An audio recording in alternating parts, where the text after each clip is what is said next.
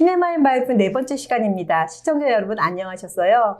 민전도사님 오늘 소개해줄 영화는 어떤 거죠? 네, 오늘 영화는 The Mule이라는 영화거든요. 한국어 쓴 제목이 The Last Mission이라고 이제 소개가 되었어요.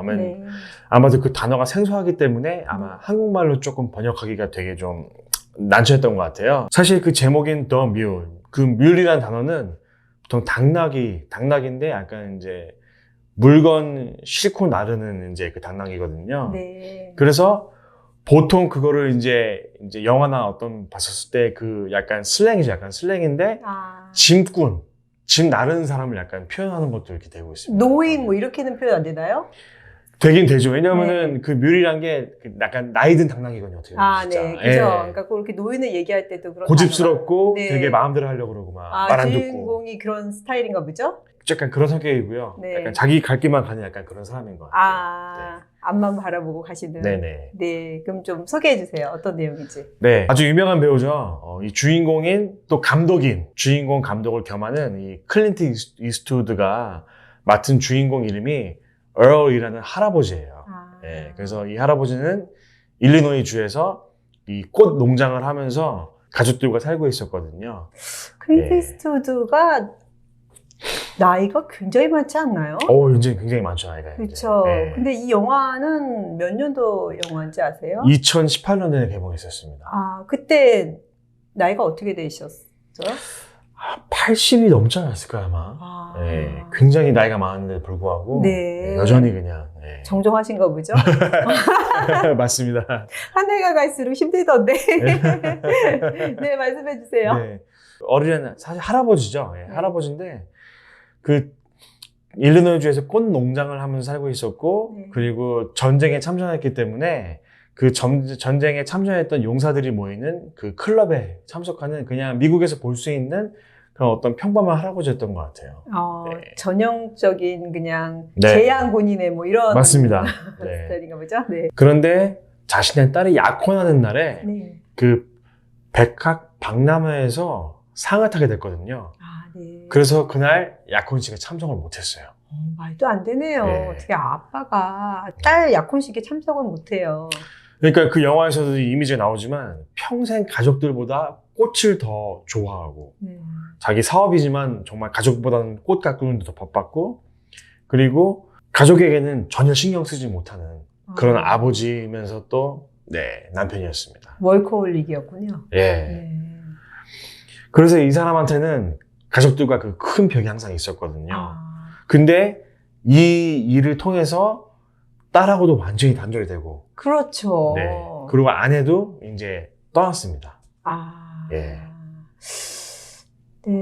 사실 가족 입장으로서는 항상 아빠가 옆에 있지는 못하더라도 그렇게 큰 행사 때 결혼식, 약혼식, 결혼 기념일 이럴 때는 항상 좀 있어야 할 자리는 있어줘야 하잖아요. 가장으로서. 맞습니다.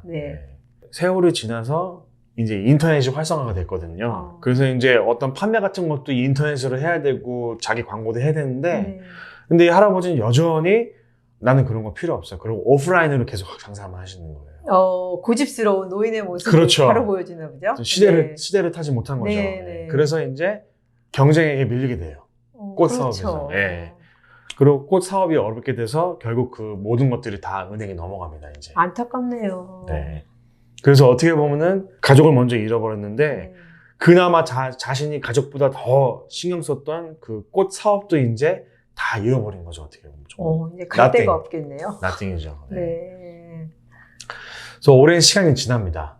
그래서 자신의 이제 손녀가 약혼을 하게 돼요. 그래서 그 약혼식에 어떻게 참석을 했어요. 어렵게. 가족들이 좋아했나요? 근데 가니까 이제 자기하고 이혼한 아내도 있죠. 아버지하고 거의 관계를 끊다시피 한 딸도 있었죠. 이 두 사람이 너무 싫어하는 거예요. 당장 나가라고. 여기 왜 왔냐고. 이제야 나타났냐고 진짜. 가족들 입장에서는 아빠가 이제 갈 데도 없으니까 다시 집에 왔나 싶었을 것 같아요. 근데 그것도 아니고 이제 손녀가 약혼을 하니까 이제 그거를 약간 빌미 삼아 나온 거예요. 어떻게 보면 관계를 다시 해보려고. 그런 마음이 있었군요. 그렇죠. 그런데 이제 그동안 너무 큰 갭이 있었기 때문에 이제 이게 쉽지가 않은 거죠. 그쵸. 예. 근데 이 손녀가 한 말은 남겨요. 나는 그래도 할아버지 편이라고. 아, 와, 네.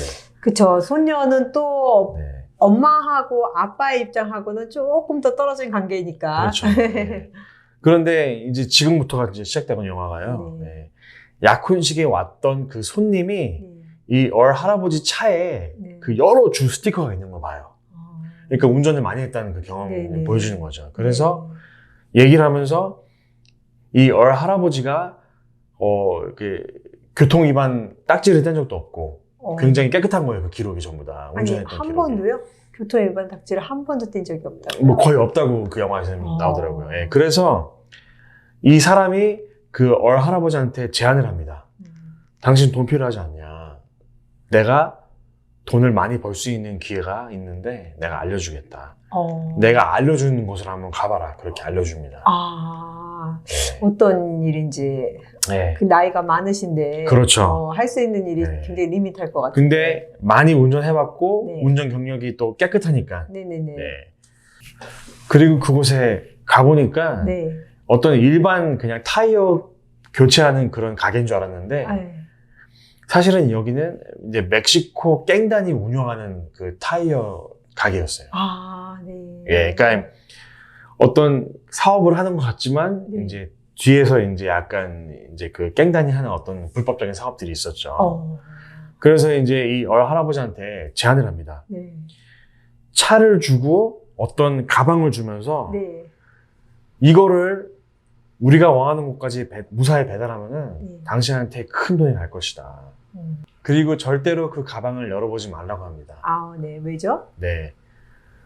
제가 좀만 이따 말씀드릴게요. 네, 알겠습니다. 그래서 그 차를 몰고 경찰한테도 안 걸리고 네. 무사히 이 목적지까지 갑니다. 네. 그래서 그 배달에 성공을 했습니다. 어. 근데 자기가 이제 그 차를 줘버리고 새로운 차를 타고 다시 집으로 돌아오는데 네. 그 차 옆에 보는 저기 글러브 컴파트먼트 있죠? 네네. 조수석에 있는 그 네네네. 열어보니까 네네네. 4만 달러가 현금으로 있는 거예요. 그 안에. 한번 그냥 예. 운전만 배달했다고 그냥. 네. 굉장히 큰 금액이네요. 그렇죠. 예. 4만 달러 한 방에. 예. 그래서 이 할아버지가 이제 한 번 하고 그만하려고 그랬어요. 그렇죠. 거기서는 한 번 더 해라. 네. 돈 필요하면 연락해라 했는데 네. 다시는 안 할 거라고 네. 얘기를 했거든요. 네. 근데 어느 날 이제 자신이 속해 있던 네. 그 참전 용사 클럽에 불이 났어요. 어. 그래서 건물을 새로 지어야 되는 어떤 그런 게 필요한 거예요. 아, 네. 근데 이 할아버지가 그걸 듣더니 근데 내가 이 배달하면은 내가 돈을 벌 수 있잖아. 그렇죠. 예. 그래서 그 건물을 다시 짓게 되고 네네. 그리고 이제 계속해서 그 운반을 했거든요. 네네. 근데 어느 날 네. 그 가방을 보게 돼요. 네. 도대체 내가 뭘 시킬래? 그쵸. 궁금하죠. 네, 궁금하잖아요. 네, 그럼요. 궁금하죠. 이 안에 무슨 뭐 금괴가 들었는지. 아니면 액수도 너무 크고. 네. 네. 살짝 열어봤더니 엄청난 양의 마약이 가방 안에 있었어요. 네. 그쵸. 그런 거 아니면 그렇게 큰 금액을 줄 리가 맞습니다. 없죠. 예.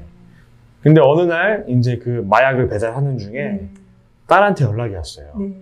근데 그 딸이 하는 얘기가 우리 어머니, 그러니까 그 할아버지 아내였죠. 네네네. 어머니가 지금 유독하다. 아, 네. 빨리 병원으로 와야 된다. 네.